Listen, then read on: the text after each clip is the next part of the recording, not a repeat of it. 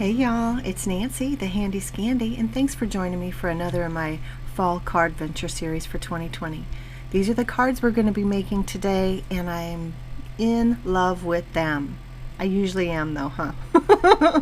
So I made these cards by first stamping out the Altenew Arabesque Medallion stamp, and I heat embossed it on my, I believe it's the Arteza Expert watercolor. This is another one that was just cut in my stash, but I believe that's what it is. And I heat embossed with the Wow Rose Gold embossing powder. That is one of the most beautiful embossing powders I've ever seen. It can make an image pop and stand alone completely on its own with no coloring whatsoever. And I'm not necessarily a rose gold girl, but I love this one. So I have done that. This will end up making two different cards for me today, and I love a 2-for-1 punch. And I'm coloring it up with my Arteza Real Water Brush pens. I can't remember their whole name. Anyway, if y'all have them, you know what I'm talking about, and if you don't, I'll have them listed and linked below downstairs. These are good. I love these markers. I really do. And in another video I had talked about maybe doing a comparison between these and the Caran Marker Brush Pro. Why can't I remember the names of things? Brush Marker Pro, the Caran Brush Marker Pros. Excuse me. I had talked about maybe doing a comparison, but they really don't compare. To me, it would have to be more of a contrast video versus a compare, because compare is about similarities and contrast is about differences. And to me, even though they're both supposed to be water brush markers, they're completely different. So anyway, you can see that I've chosen that beautiful, warm, welcoming, to me it's even safe, if you can think of a color palette as safe, but that's the color palette that I'm using again today. Most of my fall cards will probably have these colors, this color palette, the autumnal color palette.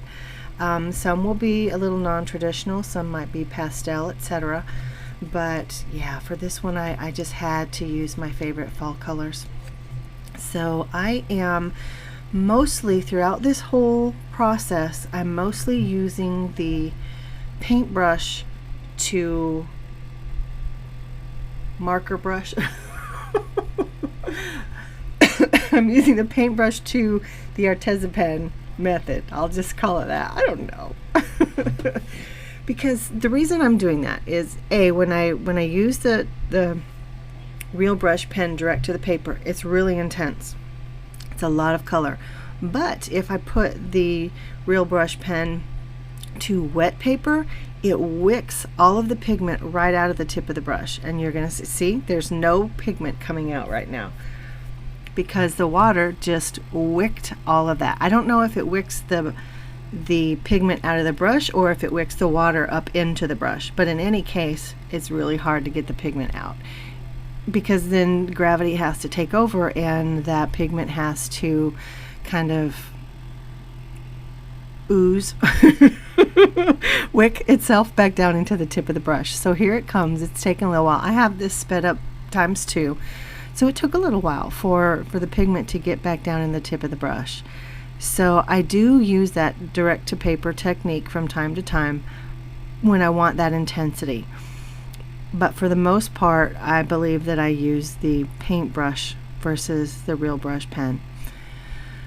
So I go all the way around with that green and I gradiate it from the most intense there at the base out to almost white at the very tips of the swoops.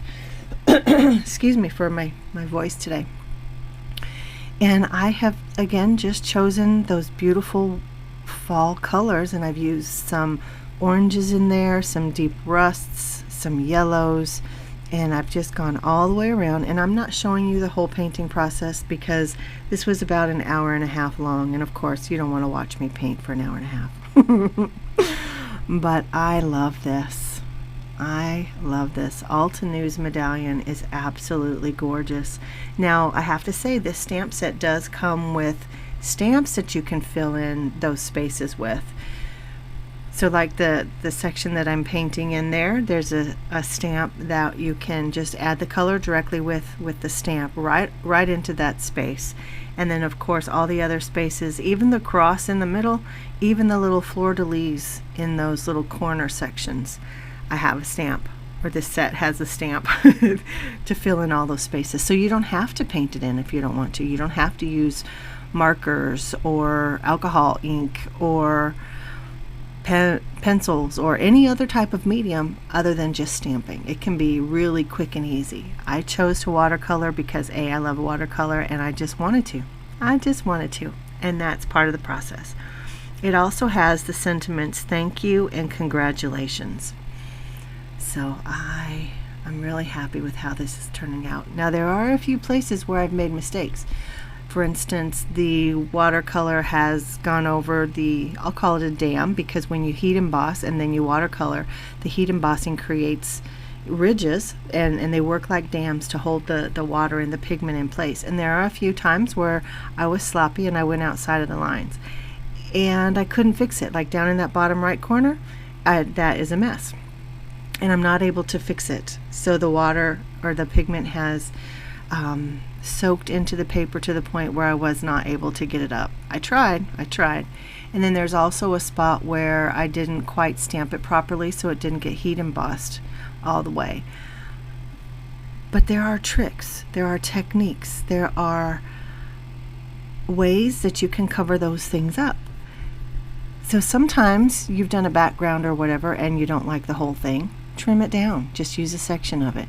Use it to die cut. You can die cut frames, you can die cut just little sections of cardstock, you can die cut words, you can die cut little images. Lots of ways to use those pieces that you didn't like the whole thing, but if there's a section of it that you can salvage, do it. Don't waste your work. You don't have to throw it away.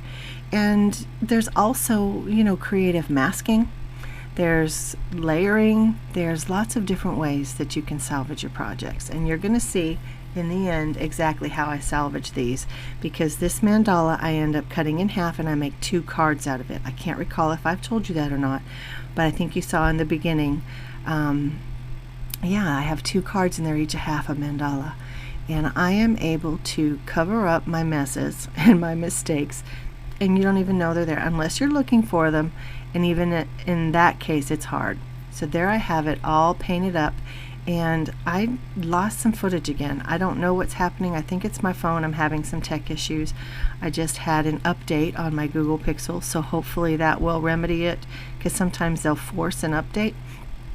Anyway, I don't know. We'll see in the next coming days if it fixes the problem. But there I have cut it down in half. I have made 2 cards out of the stenciled backgrounds, and I love them, and it makes my heart sad that I missed that, being able to share that stenciling process with you. I also heat embossed the word thanks onto the green cardstock in that same rose gold embossing powder, and now I'm using this sentiment stamp. It's circular. It says gather together and give thanks, and it's from, is it scrapbook.com?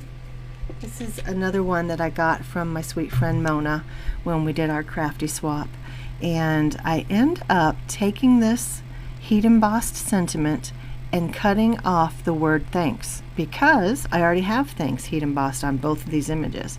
That one is fine. You don't see the mess ups. It just came out fine. The next one, however, is where I had to do the creative layering. And so layering, masking, both ways that you can cover things up. See, I have the gather together and give layered up on that mandala. You don't even see my boo-boos. You don't see them. So, I thought I was just going to have to throw the whole thing away, but I didn't.